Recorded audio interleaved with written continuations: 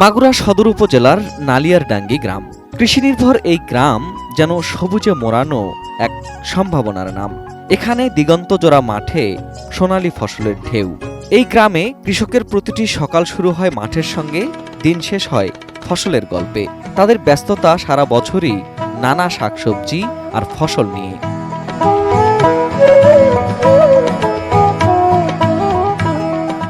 কর্মচঞ্চল এই গ্রামে এসে বারবারই শোনা যায় একটি নাম, আক্কাস খান। একজন কৃষক, একজন স্বপ্নবাজ, একজন বিপ্লবী। শারীরিক প্রতিবন্ধী হয়েও আক্কাস দেখিয়েছেন ইচ্ছাশক্তির কাছে হার মানে প্রতিবন্ধকতা।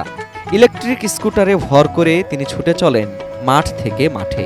তরুণ কৃষকদের শেখান আধুনিক চাষ কৌশল, শোনান নতুন জাতের ফসলের কথা। এভাবেই আক্কাসের হাত ধরে বদলে গেছে গোটা গ্রামের কৃষিচিত্র। নালিয়ারডাঙ্গির জমিতে এখন শুধু ফসল নয়, ফলে ভবিষ্যতের স্বপ্ন।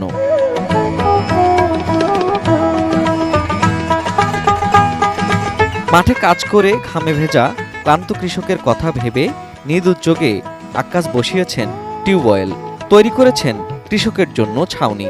ঝড় বৃষ্টি বা রোদে সেখানে আশ্রয় পায় মাঠের মানুষ। শুধু চাষি নয়, বীজ উৎপাদনেও রীতিমতো বিপ্লব এনেছেন আক্কাস খান। ভালো বীজ মানেই ভালো ফলন, এই কথা মাথায় রেখে নিজে উৎপাদন করেছেন উচ্চমানের পেঁয়াজের বীজ। এজন্য লিজ নিয়েছেন প্রায় ৩০০ বিঘা জমি। আজ আক্কাস শুধু নালিয়ারডাঙ্গির গর্ব নয়, তিনি বাংলাদেশের একজন সেরা কৃষক, যাকে সম্মান জানিয়েছে কৃষি বিভাগ। একসময় যে মানুষটি জমি বর্গা নিতে গেলেও মুখ ফিরিয়ে নিত অন্যরা, আজ তাকেই অনুসরণ করে হাজার হাজার কৃষক।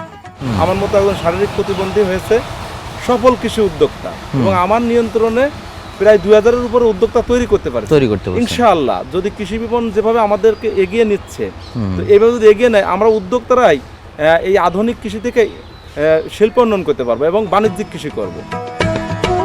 আক্কাস খান যেন এক অদম্য সাহসের প্রতিচ্ছবি, যিনি দেখিয়েছেন প্রতিবন্ধকতা নয়, মনেই মানুষের সবচেয়ে বড় শক্তি।